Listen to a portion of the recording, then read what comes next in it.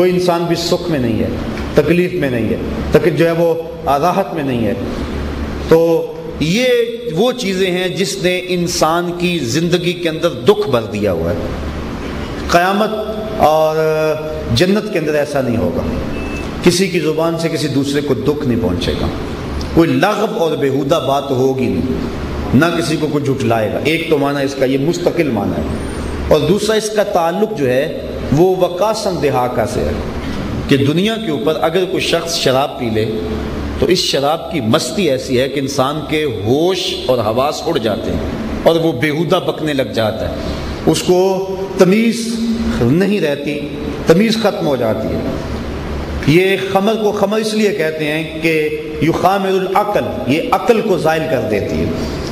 لیکن وہ جو شراب طہور ہوگی اس کے پینے کے بعد انسان بہکے گا نہیں، بھٹکے گا نہیں، اس کی زبان سے کوئی بیہودہ لفظ نہیں آئے گا۔ تو اس لیے کہہ دیا کہ اس شراب میں اور اس شراب میں یہ فرق ہوگا کہ وَقَوَائِبَ أَتْرَابًا وَكَاسًا دِهَاكًا لَا يَسْمَعُونَ فِيهَا لَغْوًا وَلَا كِذَّابًا، کوئی لغو اور بیہودہ اور فضول بات جنت میں سننے میں نہیں آئے گی، اور نہ کوئی کسی کی تکذیب کرے گا۔ جزاء من ربک عطاء حسابا، اے حبیب یہ تیرے رب کی طرف سے نہایت ہی عطا ہے، کافی عطا ہے تیرے رب کی طرف سے۔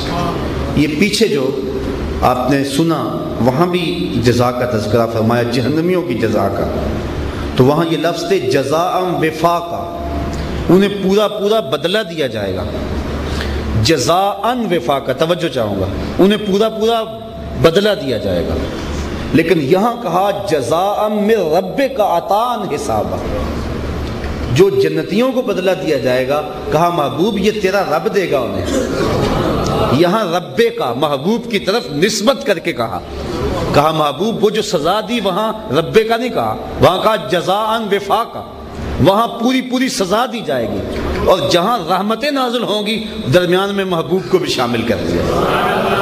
کہا محبوب جو قیامت کے دن رحمتوں کے بادل امٹ کے آئیں گے نا، وہ تیری زلفوں سے خیرات لے کے آئیں گے۔ محبوب وہاں جو کرم نوازیاں ہوں گی وہ تیرے چہرے کا صدقہ ہوں گی۔ محبوب جہاں بخششیں ہوں گی تیری چادر رحمت کے وسیلے سے ہوں گی۔ اس لیے پیچھے جہاں جہنم کے عذابوں کا تذکرہ سنایا، ذرا غور کیجئے، وہاں فرمایا جزاء وفاقا، انہیں پورا پورا بدلہ دیا جائے گا، اور یہاں فرمایا جزاء من ربک، محبوب تیرے رب کی طرف سے جزا ہوگی، جزا تیرے رب کی طرف سے ہوگی۔ عطاء حسابا، ایسی عطا کہ جو کافی ہوگی۔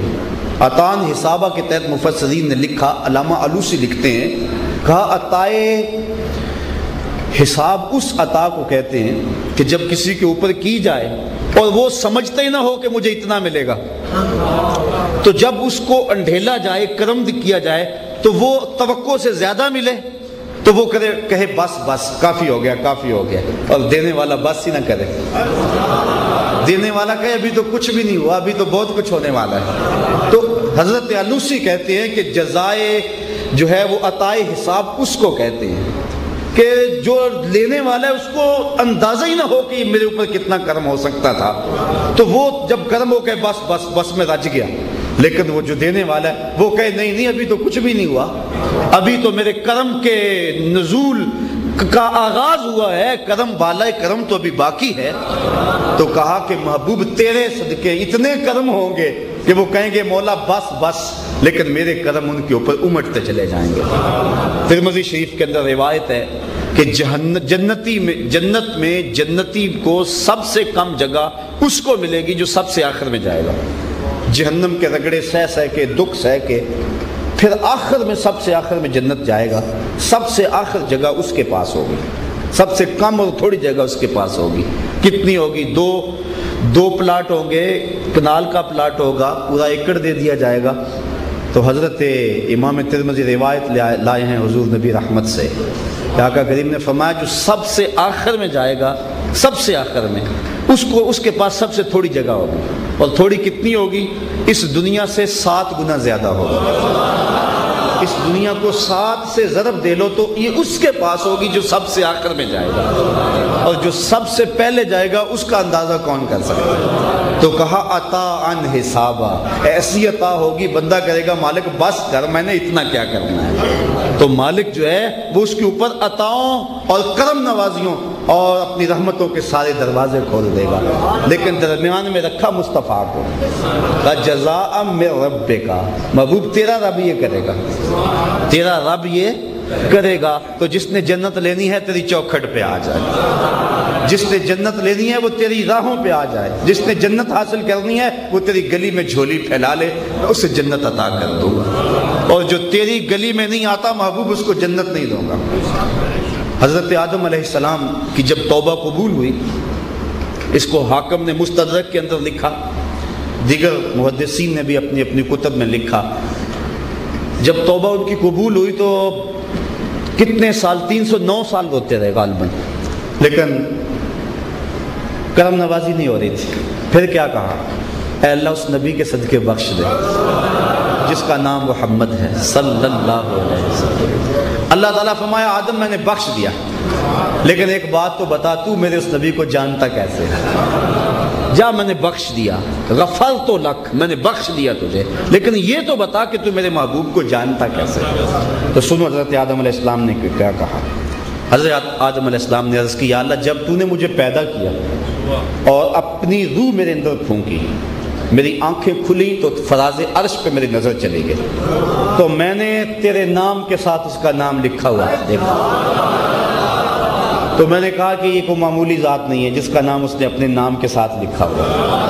کہا پھر میں جنت میں آیا، جنت میں کوئی پتا ایسا نہیں تھا جس پہ اس کا نام نہ لکھا، کوئی درخت ایسا نہیں تھا جس پہ اس کا نام نہ لکھا، بلکہ حوروں کی پیشانیوں پہ، غلمانوں کے سینوں پہ، جنت کے محلات کی پیشانیوں پہ اور جنت کے دروازوں پہ میں نے یہ نام لکھا پایا۔ تو جنت کے دروازے پہ میرے محبوب کا نام لکھا ہے نا، دروازے پہ نام کس کا لکھا ہوتا ہے؟ جو مالک کا۔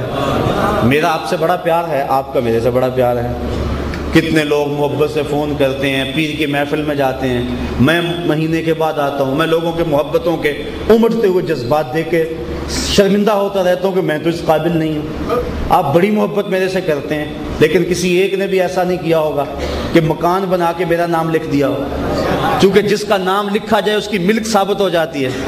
تو یہ کبھی بھی نہیں ہوا، بندہ یہ اپنا نام لکھتا ہے یا مستقبل میں جس نے وارث بننا ہوتا ہے بیٹے کا نام لکھتا ہے، بھائی کا بھی، بھتیجے کا بھی، بھانجے کا بھی نہیں لکھتا۔ مکان کی پیشانی پہ اسی کا نام لکھا جاتا ہے جو مالک ہو یا مستقبل میں جس نے مالک بننا ہو۔ اللہ نے جنت بنا کے دروازے پہ مصطفیٰ کا نام لکھ دیا، لوگوں کو بتلانا مقصود تھا۔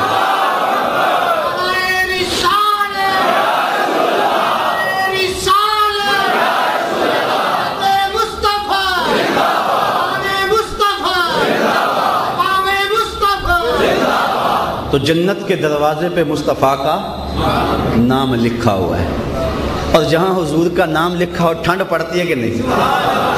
یقین جانا، یہ میں آتا ہوں نا، مجھے نہیں پتا اس سمت کوئی عمارت ہے، بہت بڑی فیکٹری ہے غالباً، اس کے اوپر موٹا لکھا ہے یا اللہ یا محمد صلی اللہ علیہ وسلم، مجھے نہیں پتا وہ کس کی ہے، لیکن سینے میں ٹھنڈ پڑ جاتی ہے۔ اور جب بھی میں سیالکوٹ آتا ہوں میں دعا دیتا ہوں یا اللہ اسے آباد رکھنا، کیونکہ میرے سرکار کا نام لکھا ہوا ہے۔ تو جہاں حضور کا نام لکھا وہاں ٹھنڈ پڑے گی کہ نہیں؟ اور پھر جہاں سرکار کا نام لکھا ہو تو ہم چلے جاتے ہیں یہ اپنا ہی گھر ہے، تو جب جنت میں حضور کا نام دروازے پہ لکھا ہوگا ہم تو بھاگ کے جائیں گے کہ یہاں بھی حضور کا نام لکھا ہوگا۔ کیا ہی شان احمدی کا چمن میں ظہور ہے، مولانا ظفر علی خان نے حد کر دی، وہ کہتے ہیں کیا ہی شان احمدی کا چمن میں ظہور ہے، ہر گل میں ہر شجر میں محمد کا نور ہے۔ گلی گلی میری یاد بچھی ہے پیارے رستہ دیکھ کے چل، گلی گلی میری یاد بچھی ہے پیارے رستہ دیکھ کے چل، مجھ سے اتنی نفرت ہے تو میری حدوں سے دور نکل۔ کدھر جائے گا؟ گھر گھر تو چلا گا اسی نام کا ہے۔ گجرانوالہ میں ایک شخص مجھ سے غیر اللہ کی بات کرنے لگا، تو میں نے کہا اللہ کے بندے، نبی غیر اللہ نہیں ہوتا، یہ تو اللہ کے قریب کرنے والا ہوتا ہے، غیر اللہ تو بتوں کو کہا گیا ہے۔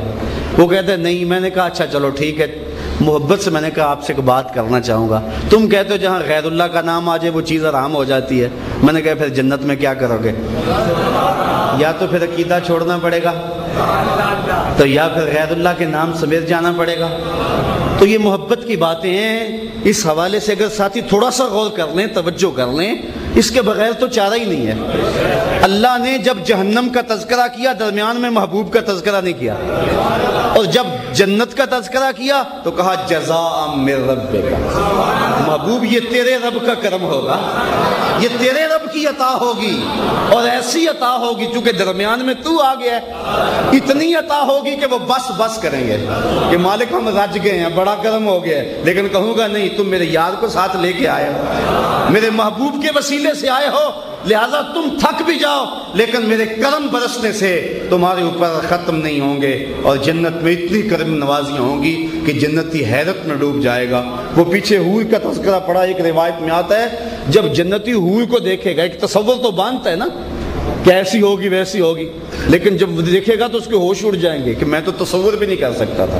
ایک روایت میں تھا 70 سال تک دیکھتا ہی رہے گا, 70 سال تک دیکھتا ہی رہے گا.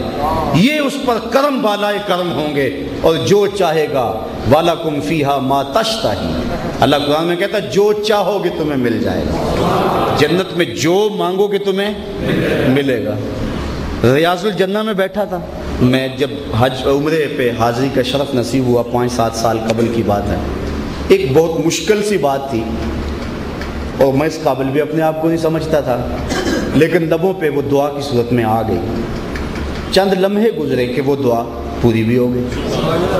اب میں عجیب حالت میں تھا, تو میں جب ریاض الجنہ سے باہر نکلا تو میرے دل میں فوراً جو بات القاء ہوئی کہ میں اس قابل نہیں ہوں, یہ کیا ہوا؟ تو میرے دل میں جو بات القاء ہوئی وہ یہ آیت تھی وَلَكُمْ فِيهَا مَا تَشْتَهِي أَنفُسُكُمْ, کہ جنت کی شان یہ ہے وہاں جو مانگو ملتا ہے. تو ریاض الجنہ بھی تو جنت کا ٹکڑا ہے نا.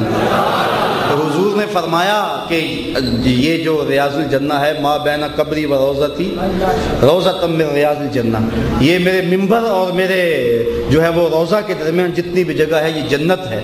تو جنت میں جو مانگو وہاں ملتا ہے. تو اللہ تعالیٰ نے یہ جنت کی شان رکھی ہے جہاں جو مانگو. یہ ہمارے اپنے ہی دامن تنگ ہیں, اپنی دامن, اب تنگی داماں پہ نہ جا اور بھی کچھ مانگ ہیں, آج وہ مائل بعطا اور بھی کچھ مانگ, دے سکتے ہیں کیا کیا کچھ نہیں دیتے, یہ بحث نہ کر ہوش میں آ اور بھی کچھ مانگ. تو کہا جزاء من ربک عطاء حسابا, محبوب یہ تیرے رب کی عطا ہوگی ان کے اوپر, اور ایسی عطا کہ جس پہ وہ بس بس کریں گے کہ مالک بس. لا یس رب السماوات والارض وما بینہما الرحمن لا یملکون منہ خطابا, وہ رب جو آسمانوں کا اور زمینوں کا رب ہے, وما بینہما اور جو کچھ ان کے درمیان ہے, لا یملکون منہ خطابا, کوئی آدمی اس سے بات کرنے کی ہمت نہیں رکھے گا, اختیار نہیں رکھے گا. ایسا خوف و رعب طاری ہوگا. یوم یقوم الروح والملائکۃ صفا, اس دن جبریل امین بھی اور فرشتے بھی یہ صفوں میں کھڑے ہوں گے. لا یتکلمون, کوئی بھی بات کرنے کی سکت نہیں رکھے گا. الا من اذن له الرحمن, بات وہی کرے گا جس کو اللہ اذن دے گا. اور وہ کون ہوگا؟ حضور فرماتے شفاعت کا دروازہ میں کھولوں گا. شفاعتی لأہل الکبائر من امتی, امت کے بڑے بڑے گناہ گاروں کی سفارش کر کے انہیں جنت میں لے جاؤں گا. الا من اذن له الرحمن, فرماتے لوگ ڈھونڈتے پھریں گے. حدیث شفاعت بڑی طویل ہے, لوگ ڈھونڈتے پھریں گے, نبیوں کے پاس جائیں گے, یا آدم انت ابونا, اے آدم آپ ہمارے باپ ہیں, ابو البشر ہیں, انسانیت کا نقطہ آغاز ہے, ہماری مدد کریں نا. وہ کہتے ہیں میں ضرور کرنا چاہتا ہوں تمہاری مدد لیکن کر نہیں سکتا.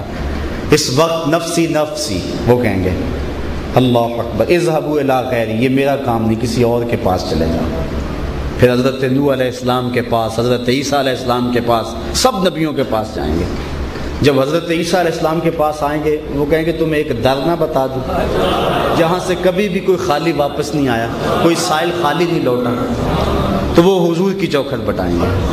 پھر دنیا جب آئے گی تو حضور تشریف لے آئیں گے, سب یہی کہیں گے اذهبوا الی غیری, میرے علاوہ کسی اور کے پاس جاؤ. تو حضور کیا کہیں گے؟ حدیث میں لفظ ہے, حضور جب آئیں گے تو کہیں گے آنا لہا, آ جاؤ نا میں اسی کام کے لیے, آنا میں لہا اس کام کے لیے, آ جاؤ میرے پاس. وہ کیا کسی نے کہا کہ ہر نظر کانپ اٹھے گی محشر کے دن, خوف سے ہر کلیجہ دہل جائے گا. پھر کیا ہوگا؟ اوڑھ کر کالی کملی وہ آ جائیں گے, محشر کا نقشہ بدل جائے گا, پھر تو رنگ اور ہوگا. جب گناہ گار حضور کے چہرے کو دیکھیں گے کوئی دکھ یاد رہے گا؟ وہ ہمارے استاد تھے, وہ ایک بڑی خوبصورت بات کہا کرتے تھے. آپ ہمیں کرتے جسے کہتے ہیں محشر, عید ہے اہل سنت. ایک طرف دیدار حق ہوگا, ایک طرف صورت محمد کی. پھر تو رنگ ہی اور بھی ہو جائیں گے, پھر تو کیفیت ہی کوئی اور ہو جائے گی. تو کہا الا من اذن له الرحمن, جس کو مگر رحمان اجازت دے گا. وقال صوابا, اور اس نے بات بھی ٹھیک ٹھیک کہی. پھر حضور کے وسیلے سے باقی بھی شفاعت کرنے لگ جائیں گے. علماء کو بھی شفاعت کا حق دیا جائے گا, صوفیاء کو بھی, اولیاء کو شفاعت کا حق دیا جائے گا, شہداء کو حق دیا جائے گا شفاعت کا. بلکہ ایک روایت میں آتا ہے جب کوئی آدمی 70 سال کی عمر میں انتقال کرتا ہے, اللہ اس کے بڑھاپے کا حیا کرتے ہوئے اس کو بغیر حساب جنت عطا فرماتا ہے. اور اگر کوئی 80 سال کی عمر میں انتقال کرتا ہے, اللہ اسے قیامت کے دن حق شفاعت دے گا کہ تیرے بڑھاپے کی وجہ سے ہم تجھے شفاعت کا حق دیتے ہیں. اللہ اکبر, جا تو جس کی چاہے شفاعت کر لے, اور وہ بھی شفاعت کرے گا. اللہ اکبر. تو کئی لوگوں کو شفاعت کا حق دیا جائے گا. بلکہ حدیث میں آتا ہے کہ قیامت کے دن ایک بزرگ جا رہے ہوں گے تو ایک بندے کو جہنم کا حکم ہوگا, وہ اس کی سمت دیکھ کے کھڑا ہو جائے گا. وہ بھی روک کے پوچھیں گے کیا ماجرا ہے؟ وہ کہے گا کہ آپ نے مجھے پہچانا نہیں. وہ کہے گا نہیں میں نہیں پہچان سکا. کہا حضرت ایک دن میں نے آپ کے لیے وضو کا پانی دیا تھا.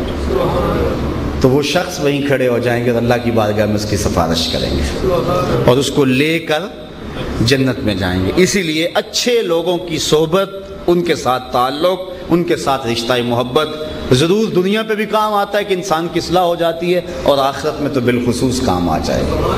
اس لیے اچھے لوگوں کی یاری, اللہ تعالیٰ قرآن میں فرماتا ہے الاخلاء یومئذ بعضهم لبعض عدو الا المتقین. گوڑے یار بھی قیامت کے دن ایک دوسرے کے دشمن بن جائیں گے, لیکن جن کی دوستی تقوی کی بنیاد پہ ہوگی وہ قیامت کے دن بھی قائم آئے گی, قیامت کے دن بھی وہ کام آئے گی. اس لیے اچھے لوگوں سے سنگت مجھے آپ کو رکھنی چاہیے.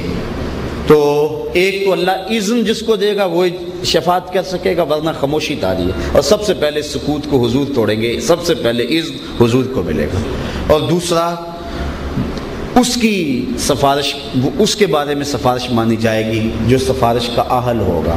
یعنی کافر کے بارے میں سفارش نہ کوئی کرے گا اور نہ اس کے بارے میں سفارش قبول ہوگی. ذالک الیوم الحق, فرمایا یہ سچا دن ہے. یہ ساری باتیں بیان کرنے کے بعد یہ سچا دن ہے.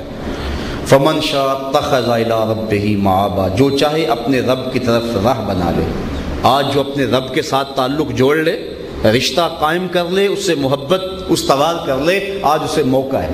ہم نے بتا دیا, جہنم کی کہانی بھی سنا دی, جنت کے قصے بھی سنا دیے, اور وہ دن, اس دن کی سختیاں بھی تمہارے سامنے رکھ دی, اور آخرت کا عقیدہ بھی برحق ہے, اور کہا یہ سچا دن ہے, آ کے رہے گا. اور جو اب کچھ چاہتا ہے, جس کی مرضی ہے, وہ اپنی راہیں ٹھیک کر لے اور اپنے رب سے تعلق بڑھا لے. انا انذرناکم عذابا قریبا, ہم تمہیں ایک عذاب سے ڈراتے ہیں جو بالکل قریب آ گیا ہے, وہ دور نہیں رہا. یہ قیامت دور کی کہانی نہیں ہے. جب آنکھیں بند ہوگی تو تھوڑی دیر کے بعد بندہ کہے گا مولا قیامت بھی آ گئی, تو وہ بالکل قریب ہے. جو شخص فوت ہو گیا اس کے لیے تو قیامت قائم ہو گئی, اور یہ کوئی نہیں پتا کہ کب وقت نزا طاری ہو جائے اور کب ہم موت کے شکنجے میں چلے جائیں. اس لیے فرمایا کہ انا انذرناکم عذابا قریبا, ہم نے تمہیں اس عذاب سے ڈراتے ہیں جو بالکل نیڑے آ گیا, بالکل قریب آ گیا. یوم ینظر المرء ما قدمت یداہ, اس دن ہر آدمی نے جو آگے بھیجا اس کو دیکھے گا. دنیا کے اوپر تو وہ کئی نیکیاں کئی گناہ کر لیتا ہے, اس کو پتہ بھی نہیں ہوتا, یاد بھی نہیں ہوتا, لیکن قیامت کے دن ہر شے سامنے آ جائے گی. ایک ایک چیز, اچھائی بھی اور برائی بھی لکھی ہوگی. اور اللہ تعالیٰ قرآن میں ارشاد فرماتا ہے کہ بندہ کہے گا یا جب اس نامہ اعمال کو دیکھے گا تو کہے گا مال ھذل کتاب لا یغادر صغیرۃ ولا کبیرۃ الا احصاها، ہاں اس کتاب کو کیا ہو گیا، اس نے چھوٹی بڑی ہر شے لکھ دی، تو چھوٹی سے چھوٹی چیز لکھی جائے گی، بڑی سے بڑی چیز لکھی جائے گی، اور ایک ایک شے لکھ دی جائے گی۔ یوم ینظر المرء، جب آدمی نظر کرے گا دیکھے گا، ما قدمت یداہ، جو اس کے ہاتھوں نے آگے بھیجا۔ آج تو چپکے سے چگلی کر دی، آج تو بدگمانی میں چلتا رہا، آج تو اسے خیال بھی نہ رہا کہ میں کس کا دل دکھا رہا ہوں، لیکن کل قیامت کی ہر شے سامنے آ جائے گی۔